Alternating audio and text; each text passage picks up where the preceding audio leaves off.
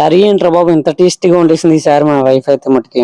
Hi మామ, అందరికి నమస్కారం. అందరూ ఎలా ఉన్నారు? మేమైతే చాలా హుషారుగా ఉన్నాం. ఈ రోజు అయితే మా చర్చమా నేను చేపలకు వెళ్తున్నాం.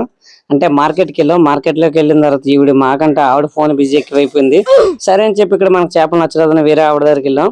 ఈ చేపలు అనేవి మనకి ఇంకా నచ్చలేదు. సరైన బొచ్చులు తీసుకున్న రగ ఇలా ముక్కలు చేయించేసాం. ఈ బొచ్చులు రెండు ఎంత ఉంటాయి చెప్పండి. మా చర్చమా ఈ బొచ్చులు చూసి నాన్న కక్క అంటుంది. మా వైఫ్ అయితే కడిగేయమంటే దానికి ఇంకా ప్రాణాలు ఇంకా తోడేస్తుంది. ఇంకా ఎందుకమ్మా కడిగని చెప్పాను, మొత్తం కడిగేసింది. ఇగో విధంగా నీట్ గా ఎలా ఉంది. ఈ బుర్రేటర్ బాబు మా ఆవిడంత బుర్ర ఉంది. అమ్మ నాకు చూపించి అల్లరి చేసింది. సరే అని చెప్పి మా వైఫ్ ఎత్తుకొని మరీ చూపించింది. చేపలు ఏం చేస్తుందని చెప్పి నేను చూశాను. చూస్తే ఫ్రై చేస్తుంది. ఫ్రై ఏంటని చెప్పి ఫ్రై చేసి కర్రీ చేస్తానంట. ఎలా ఉంటుందని చెప్పి టేస్ట్ ఎదిగినాను అని చెప్పింది.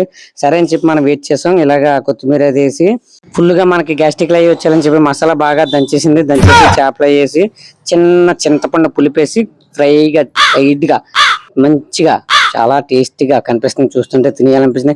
మనం అయితే అస్సలు నోరు ఆగలేదు. మా చర్చ నిర్మోహమాటంగా చూస్తుంది పడుకునేసి. మనం అయితే టేస్ట్ చేసాం. చాలా బాగుందండి. నాకైతే బాగా నచ్చేసింది.